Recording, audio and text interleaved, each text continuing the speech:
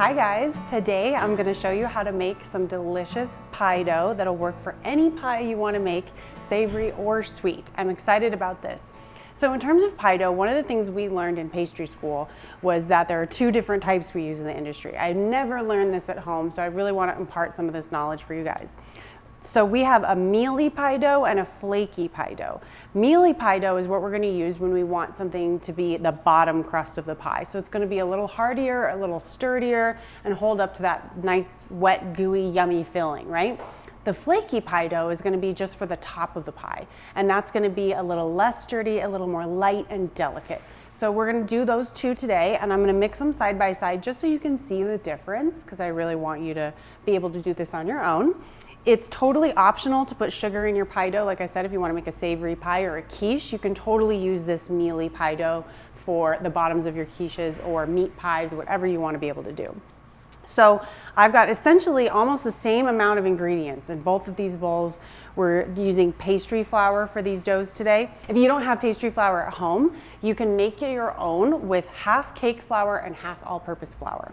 Every different type of flour has a different protein content. I don't want you guys to worry too much about that unless you really like to learn about it. But essentially, when a specific recipe calls for a type of flour, you want to adhere to that as much as possible. You can look online to see like, oh, I don't have all-purpose flour. What can I use in place of that? So I've got my pastry flour, nice and sifted, a little bit of salt and a little bit of sugar in both of these bowls, same weights, but my different weights are going to be in terms of the water and the butter. So in my mealy pie dough, I have a slightly less butter for this guy, and in my flaky pie dough, I have slightly more. I also, for the flaky, have slightly more water, and I have slightly less water for the mealy. So that's going to give you a little bit of proportions.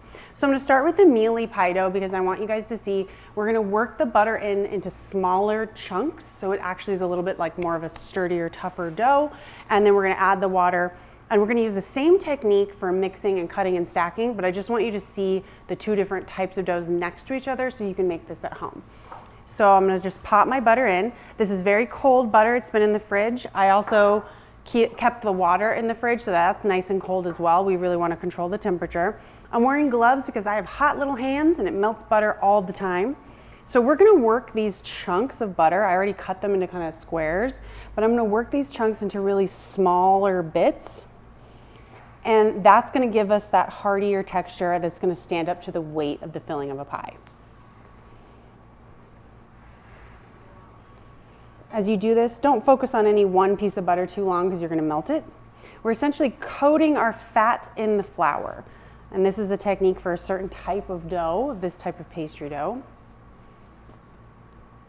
Once you learn this technique for dough, you can use it for galettes, you could use it for quiches, any kind of pie. You can make little hand pies, little hand at-home Pop-Tarts, anything you want really. I find my hands work a lot better than a pastry blender. It's totally up to you what you want to use, but one of the nice things about having your hands in there is you really can feel every little bit and piece. So if I was making the flaky, I'd probably stop doing my butter pretty soon, but because I'm doing that mealy pie dough, I'm going to keep going. It really does exercise your hands quite a bit. So for the mealy dough, you're really going to see it almost come together as a dough before I even add the water because we're really mixing that butter a lot more. So as I kind of sift through with my hands, I'm finding the bigger chunks and focusing on them and not touching those smaller guys. Keeping the butter cold is so important for this dough to be flaky and yummy. So if you feel like you've been working it too long, you can pop it in the fridge for a little bit and then come back to it. Okay, I would say this is just about perfect for mealy pie dough.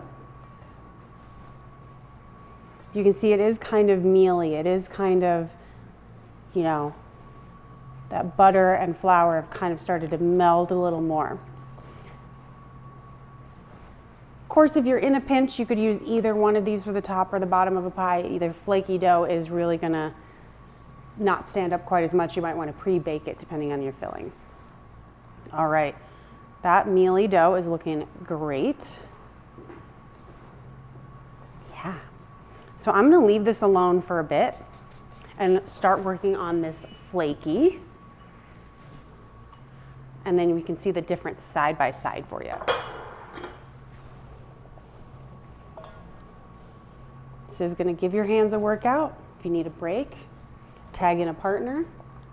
Okay, so I just wanted to illustrate a little bit the difference here. So this mealy pie dough is definitely more almost like a solider dough, and there's some bigger chunks, but for the most part it's kind of yellower. You can definitely see that butter's been worked in a little more. Whereas this flaky pie dough is a little lighter in color. I'm keeping those chunks of butter bigger for the most part because I really want those chunks of butter in there to increase that flakiness. So from here, it's going to be essentially the same technique of how we're going to get these to come together, but feel free to watch and learn. So I got my really cold water. Like I said, I kept this in the fridge just up until just this point. So I'm going to pour this guy over. I'm trying not to add all of it if I can help it, so I keep a little bit of there reserved. And then I find just a fork really helps me a lot, like bring it all together. It really is going to make a difference of, you know, how warm or cold your climate is, how humid, how dry. It really makes a big difference with dough. So this right now, you can see you're looking at it like, that doesn't look like dough. Don't worry, I promise it's going to come together. I've got a bench scraper right here, and I'm going to use this to cut and stack this dough. This technique is going to really, really help increase the flakiness of your dough and prevent gluten development, which is not what we want to happen with our pie dough. This technique does take a little longer to come together, but you're melting your butter less and you're creating less gluten, and all of that is what we want for pies. I know it looks silly, but I promise you, you're going to keep going and it really will come together. I actually taught my dad this technique, and he called me up the other day and he was like, I tried that and it worked. I was like, yeah, I know.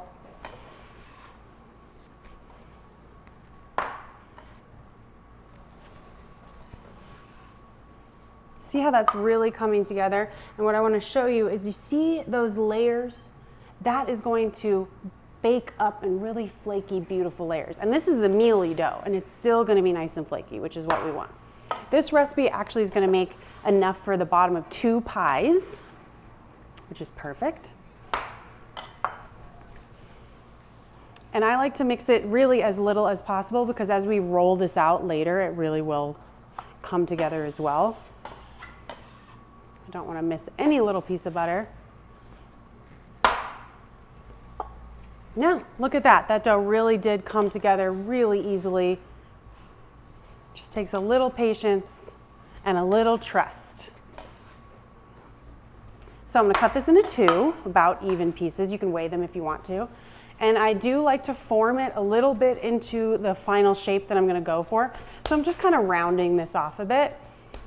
And then I'm going to pat it flat. And I'm going to wrap this in plastic wrap, and it's going to go in the fridge.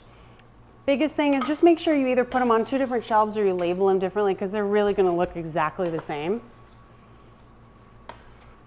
So this guy's ready to go. And it's going to be the same technique to mix that flaky pie dough. You're just going to notice you're going to need a little more water, and you might have to take a little more time for cutting and stacking for it to come together. All right. This guy is ready to go in the fridge.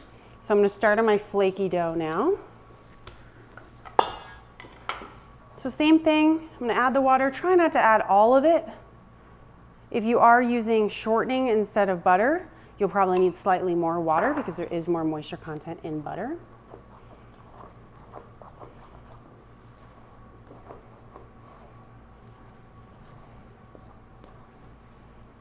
Same thing, I'm going to turn this out on the counter and then just keep cutting and stacking until it all comes together.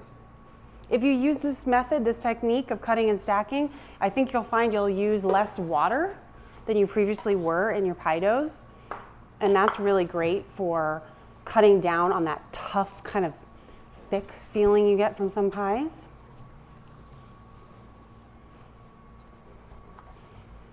This will take a little bit longer to mix than that mealy because we didn't work as much of that butter in. But don't worry, it'll all come together, I promise.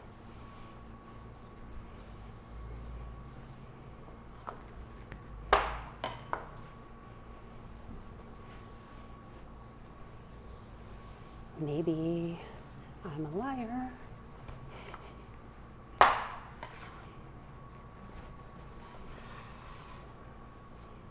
I swear every time I do this, I think, is this gonna work? And it does.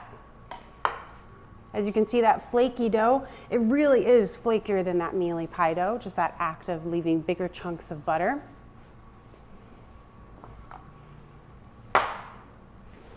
Pie dough lasts for quite a while in the freezer, about a couple months, honestly. You can make a recipe like this that makes 2 pie doughs at a time. Use only one, put the other in the freezer, have it ready to go next time you feel like making a pie. Butter might get a little like sort of gray and discolored looking, but it's honestly fine. It'll bake up totally normal. And as you can see, it's coming together beautifully. You got those big chunks of butter in there.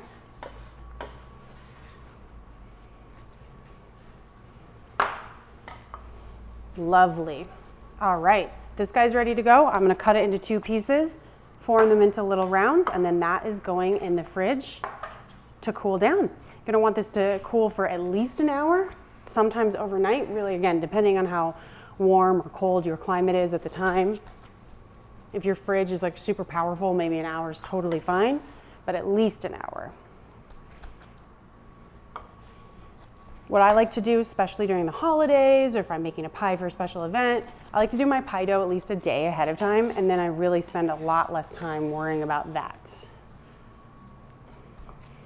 All right, I'm gonna make sure I label these separately and get them in the fridge, and then we'll be ready to make our pie in just in about an hour.